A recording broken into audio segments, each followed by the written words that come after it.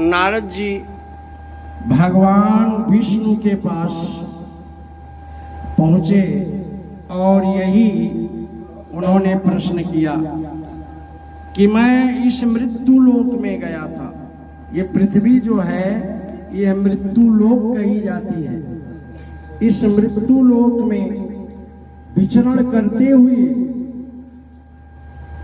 भगवान नारद ने सबके दुखों को सुखों को देखा और जाकर के विष्णु भगवान से उन्होंने प्रश्न किया। ये स्कंद पुराण की कथा है। स्कंद पुराण का एक लेसन है रेवाखंड, वहीं से ये कथा संबंधित है। नारद जी के पूछने पर कि प्रभु मृत्यु लोक में लोग दुखित क्यों हैं, कष्ट में क्यों हैं, तब भगवान विष्णु ने कहा कि जैसी करनी वैसा फल, आज नहीं तो निश्चय कर। ध्यान दीजिए, हम आप जैसा कर्म करेंगे वैसे ही फल हमको मिलेगा। जो गेहूं बोएगा कभी चना नहीं काटेगा। इसलिए हम आपको भी अपने कर्मों पे विशेष ध्यान देना चाहिए कि कहीं मुझसे कोई पाप कर्म तो नहीं हो जा रहा है, अधर्म और अन्याय तो नहीं हो रहा है। इस बात पे हमेशा ध्यान दीजिएगा, नहीं तो कुदरत का न्याय जो है सारे न्याय से ऊपर होता है। इसीलिए तो कहा गया है कि जैसी करनी वैसा फल, आज नहीं तो निश्चय। राम को वनवास हो रहा था, राजा दशरथ बहुत दुखित थे। पहुंच गए भोलेनाथ के पास, कहने लगे प्रभु मेरा राम वन को जा रहा है, मेरा राम वन को जा रहा है, ऐसे मुझे नरक दे दो या स्वर्ग दे दो, हमें इसकी चिंता नहीं है, लेकिन मेरा राम वन को ना जाए। रामायण में लिखा है राजा दशरथ ने क्या कहा कि सुमेरी महेश कहीं निहोरी, बिनती सुनहूं सदा शिव मोरी। हे भोलेनाथ, आशुतोष तुम अवधर दानी, आरती हरहु दीन जन जन। भोलेनाथ, तुम प्रेरक सबके हृदय, सोमति राम ही दीव। अरे बचन मोर तजी रही अयोध्या, परिहर शील सने। हे भोलेनाथ, मेरा राम मेरी आज्ञा को टाल जाए, ऐसी बुद्धि कर दो कि अयोध्या से वन को ना जाए। राजा दशरथ दुखित होकर के कह रहे हैं, बगल में रानी कौशल्या बैठी हुई। भोलेनाथ ने तुरंत बुद्धि में ला दिया कि राजा दशरथ, तुमने श्रवण कुमार को मारा था, आज वो श्राप तुमको लगा। उनके दिलो दिमाग में बात आ गई। उन्होंने कहा रानी कौशल्या, मैंने धोखे से जो श्रवण कुमार को मारा था ना, वो अंधी अंधा ने जो मुझे श्राप दिया था, वो श्राप ऐसा महसूस हो रहा है। भोलेनाथ प्रेरणा कर रहे हैं कि वो श्राप मुझे लग रहा है। श्रवण कुमार अपने माता पिता को जैसे कांवड़ी होती है, कांवड़ी में बिठा के कांवड़ में बिठा के एक तरफ माँ को एक तरफ पिता को लेकर के तीर्थ करने गए थे। क्यों गए थे, क्यों निकल पड़े थे? घर एक स्वर्ग से सुंदर होता है ये हमारा घर, लेकिन जब उसमें विग्रह कोई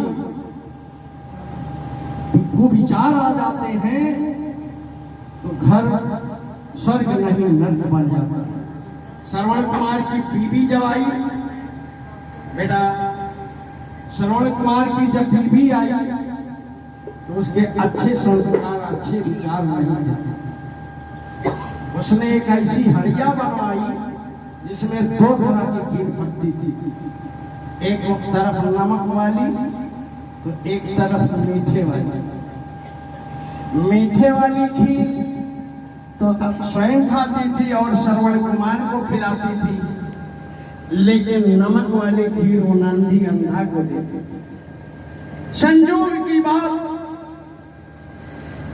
पितृभक्त था श्रवण कुमार। पहले जब श्रवण कुमार के आगे थाली आई तो उसने अपने माता पिता की तरफ सरका दिया कि पहले आप भोजन कर लो। एक अच्छे बच्चों का ये गुण होता है। तो जैसे ही श्रवण के माता पिता ने खीर खाई ना यादव भैया, यादव जी, तो कहने लगे क्या कि बेटा अरे खीरिया खवाया, ये तो आज खीरिया खवाया, पहले लागे नोन खार हो। खीरिया खवाया पहले लागे नोन खार हो, खीरिया खवाया आज पहले लागे नोन खार।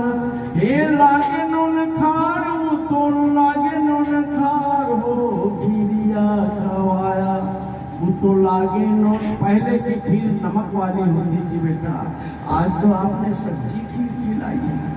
श्रवण कुमार अपनी बीवी अपनी पत्नी पे क्रोधित हो गए कि तुम क्या कर रही हो, मेरे माता पिता के साथ ये सौतेला विवाह क्यों कर रही हो? अरे चला पहुंचाए आई धन नहीं हरवा, नाही कौनो रोज दई देबू तू जहरवा, नाही कौनो रोज दई देबू तू जहरवा।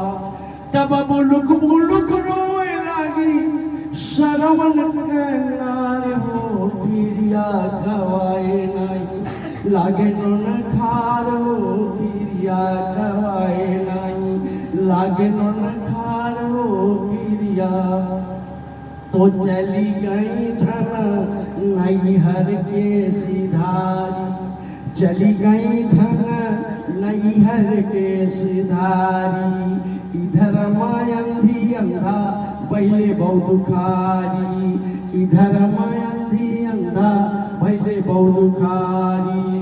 अरे हमारी विपत्तिया न बुझई सरकार हो, खीरिया खवाए नहीं लागे न खार हो, खीरिया खवाए नहीं लागे न खार हो, खीरिया। श्रवण को एक बात सूझी, क्यों न अपने माता पिता को तीर्थ करो। लेकर के चले, कांवड़ी बना लिया, एक तरफ माँ को एक तरफ पिता को लेकर के पहुंचे। श्रवण क्षेत्र है हमारे यहाँ, हम अयोध्या के हैं। अयोध्या से 25 किलोमीटर दूर आप लोग आजमगढ़ के हैं। आजमगढ़ अकबरपुर के पास ही शिव बाबा है। शिव बाबा के ठीक दक्षिण की तरफ 5 किलोमीटर पे ही श्रवण क्षेत्र है। वहां मुझे एक संत ले गए थे भजन गाने के लिए, याद आ रहा। वही श्रवण क्षेत्र में श्रवण पानी पिलाने के लिए माता पिता को पानी पिलाने के लिए जैसे ही नदी में जाते हैं, संगम क्षेत्र पे डुबकी लगाते हैं। कहते हैं कि राजा दशरथ उस समय शिकार खेलने आए हुए थे और बाण, उन्होंने सोचा कि कोई मृग होगा, बाण श्रवण कुमार को कि मेरे का समझ के हे भैया कहो राजा दशरथ, अरे अंदाज़ी में बाण चलाना पड़ा, अंदाज़ी में बाण चलाना पड़ा, अंदाज़ी में बाण। अरे लगा बाण श्रवण के मूर्छित हुई बोले, हाय राम की आवाज लगाना पड़ा, हाय राम की आवाज लगाना पड़ा, हाय राम की आवाज जब सुने हैं राजा दशरथ, हाय राम की आवाज अरे सुने हैं राजा दशरथ, फौरन श्रवण को गोद में उठाना पड़ा, फौरन श्रवण को गोद में उठाए राजा दशरथ। श्रवण कुमार ने कहा, राजन अपना परिचय दिया राजा दशरथ ने। श्रवण कुमार ने कहा, राजन मेरे माता पिता प्यासे हैं, उनको जल पिला दो। और इतना कह करके उसने दम तोड़ा। हर की कमंडल राजा दशरथ लेकर के जाते हैं अंधी अंधा के पास। अंधी अंधा ने कहा, भाई श्रवण तू तो श्रवण है नहीं, पदचाप से पहचान गए, तू तो श्रवण है नहीं, आप कौन हो, कहाँ से आए हो? उन्होंने कहा, जल पिला लो, आप जल पी लो, मैं बहुत अभागा हूँ, हत्यारा हूँ, मैं राजा दशरथ धोखे से तुम्हारे पुत्र को मार दिया। वो अंधी अंधा ने वहीं पे श्राप दिया कि मेरे श्रवण कुमार जैसे पितृभक्त बालक को मारने वाले, हे राजन तेरा भी एक दिन वही स्थिति होगी जो आज तूने मेरी स्थिति कर दी है। मैं अपने श्रवण के बिना जीवित नहीं रह सकता हूँ। राजन ने एक दिन वो आएगा तुम्हारे सामने जब तू भी जीवित नहीं रहेगा, पुत्र वियोग में तड़प तड़प के मरेगा। तो याद रखो भाई, इतना भी पूजा पाठ कर लो, अगर कर्म फल खोटा है तो भगवान भोलेनाथ हमारी आपकी मदद नहीं करेंगे, करने का क्योंकि कर्म प्रधान, जैसी करनी वैसा फल, आज नहीं तो निश्चय। भीष्म पितामह को बाणों पे लेटना पड़ा। क्यों लेटना पड़ा? बात कर्म फल की है। एक बार राजकुमार थी, चले जा रहे थे, उस जन्म में नहीं, कई जन्म पहले की बात। एक नाग पड़ा हुआ था रास्ते में, कमर टूट गई थी, उठा के फेंका, भाले की नोक से जाकर के कहाँ गिरा? नाग फनी के कांटे पे। जीव ही करवट लेता बाण कांटे घुसते जाते। खग जाने खगही की भाषा। भाई सभी जीव जंतु आपस में बात कर लेते हैं, ये तो मैंने देख लिया है। एक बंदर के बच्चे को मैंने अज्ञानतावश पकड़ लिया, पढ़ता था अयोध्या के निकट। पता नहीं उस बच्चे ने कौन सी आवाज लगाई, अयोध्या तक के बंदर घेर लिए मुझे। अब हम कमरे में बंद थर थर थर थर कांप रहे हैं। एक बुढ़िया आंगन में बैठी थी, गिरी बेहोश हो गई। हजारों बंदर आ गए। उस बंदर के बच्चे की आवाज को सुन तभी से एहसास हो गया कि खग जाने खगही की भाषा।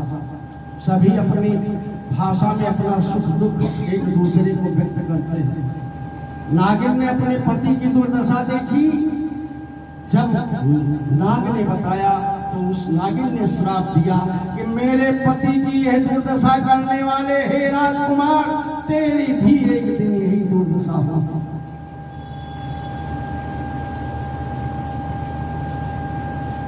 तो भीष्म पितामह से ये कौन बता रहे हैं, कौन ज्ञान दे रहे हैं? भगवान कृष्ण।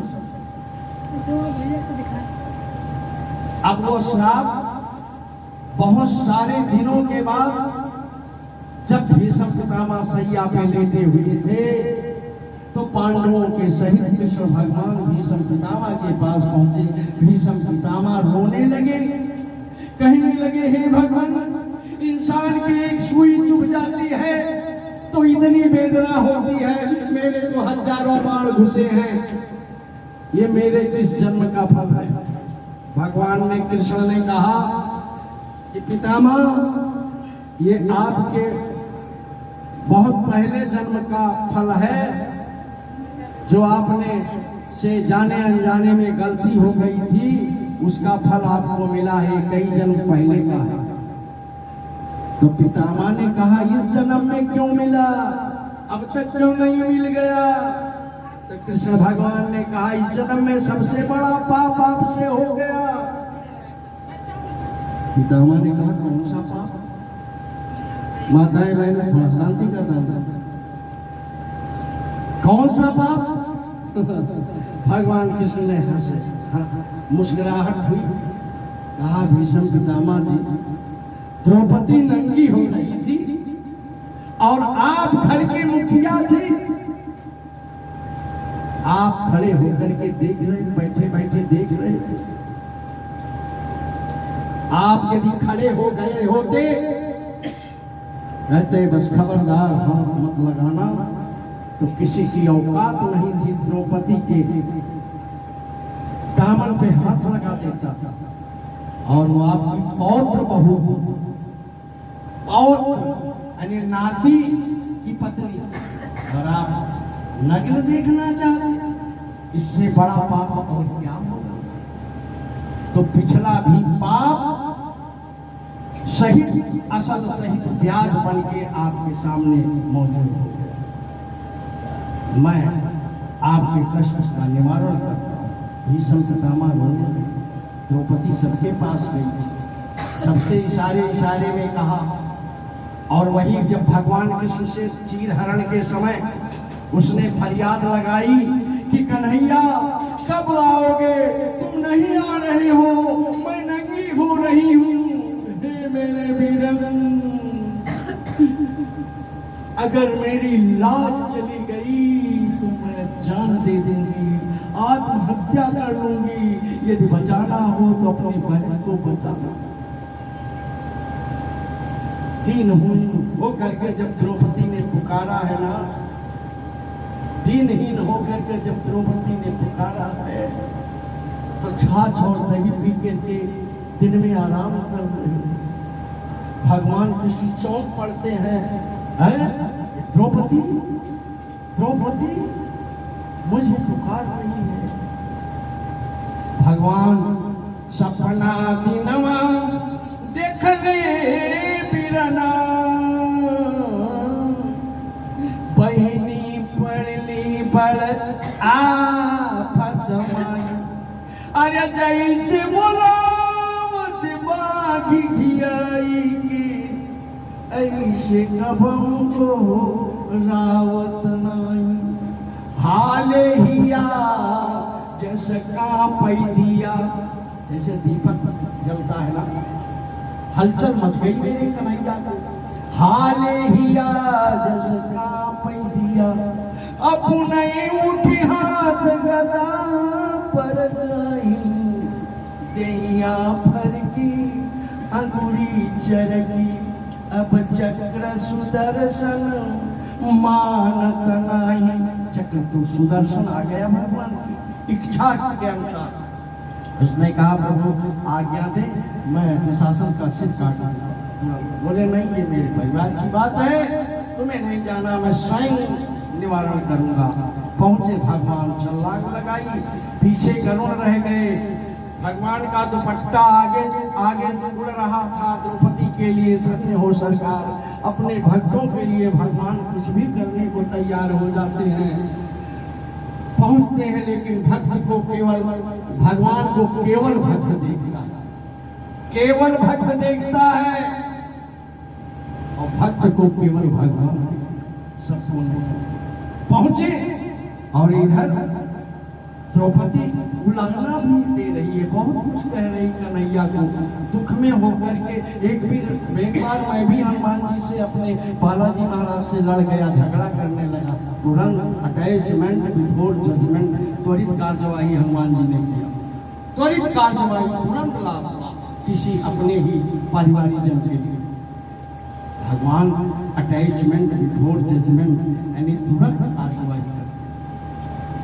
और इधर द्रौपदी कह रही है कि यही से उलाहना दे रही कन्हैया कि यही से करई कर तुम्हारी रहिले तो काहे का हमके बनी तू बनाया। अरे आज से टूटल नात हमार बहन कही के कबहू न दोहराया। हे कन्हैया जा तुमके मुँह नाई दिखाई, जा तुमके मुँह नाई दिखाई, तुम हमके अब मुँह न दिखाया। चक्र सुदर्शन शंख गदा तीनों के अचार बनाई के खाया। चक्र सुदर्शन शंख गदा तीनों के अचार बनाई के। इतने में देख रही कन्हैया हाजिर है, कृष्ण भगवान आ गए हैं, सामने खड़े हैं। आगे आगे प्रभु कि अइल्या जलावल कैल्या भला, अरे अइल्या जलावल कैल्या भला, रतका गति होत हमारी कन्हैया। और जब तक आइल ना रहिला ये नहीं समझे हमें धान पैया। ये मेरे कृष्ण अरे का तुम्हें दी बड़ी दुखिया हम जैसे कसाई के बीच मगैया। पाइयों जागी के जोर बढ़े बन में रन में तू सुखी रहा भैया। ये भाई आप सुखी रहो, यही मेरे दिल की दुआ। भगवान ने कहा धैर्य बन गए वस्त्र अवतार और हाथों से साड़ियां निकलने लगी। भगवान वस्त्र अवतार हो गए। हो बहुत सारे अवतार हैं लेकिन द्रौपदी के लिए वस्त्र अवतार स्वयं वस्त्र बन गए नारायण मेरे कृष्ण मेरी कन्हैया। थक गया दुशासन खींच नहीं पाया बेहोश होके गिर गया। सारी बीच नारी है कि नारी बीच सारी है कि सारी ही नारी है कि नारी ही की सारी है। ये अनुप्रास अलंकार हम लोग पढ़ते थे। धन्य है भगवान परमपिता परमेश्वर जो अपने भक्तों के लिए कुछ भी करने को तैयार होते हैं। आखिर किया नहीं? भक्त प्रहलाद के ऊपर जब जान पे आ गई फाड़ के खंभ नारायण निकल पड़े नरसिंह बन के और फाड़ डाला उस अताताई राक्षस। ये हमारा इतिहास गवाही है, श्रीमद् भागवत कथा गवाही है। कहाँ पर सुनाऊं? ये बात सत्य है कि भगवान भगत के बस में है, बशर्ते कोई भक्त तो बन के देखे। मीरा थी, मीरा स्वयं भगवान ने उनको अपने में समेट लिया था। कहां पे? द्वारिकापुर। 5 बॉडीगार्डों के साथ गए थे, रजवाड़ी घर की थी। जाकर के रोने लगी, कहने लगी भगवान मैं ससुराल नहीं जाऊंगी, मैं अब ससुराल नहीं जाऊंगी। पुजारी ने उनको अंदर में कर लिया, भगवान ने उनको अपने में ले लिया। बाद में खोजी जाने लगी तो पुजारी देख रहा है कि जो साड़ी का पल्लू का आंचल है भगवान के ओठों के पास लगा है। तब पुजारी समझ गया कि ये पहुंची हुई संत है, भक्त है। भगवान ने उनको पुजारी के अनुरोध प्रार्थना विनती करने पर फिर वापस किया। ये होती है भक्ति। आप लोगों में जो श्रद्धा आस्था एक इस पूजा के प्रति है, यह देख करके ही मैं भी अपने भाव में बह गया। भाव आ ही जाता है, जहाँ भक्त हैं वहीं भगवान भी आ जाते हैं, वहीं भगवान की कृपा बरसती है, वहीं कथा भी होती है, वहीं अच्छा पुष्प भी जो चढ़ाया जाता है भगवान उसे भी स्वीकार करते हैं। जहाँ भाव है वहीं भगवान। पोथी पढ़ पढ़ जगुआ अरे पंडित भयानक और 2.5 अक्षर प्रेम का पढ़े सो पंडित हो। भवानी शंकर वंदे श्रद्धा विश्वास। भगवान भोलेनाथ और माता पार्वती हमारी आप की श्रद्धा और विश्वास ही स्वरूप तो है, ऐसा रामायण में भी कहा गया है और शास्त्रों में भी वर्णित है। इसलिए अब चलते हैं आगे की तरफ।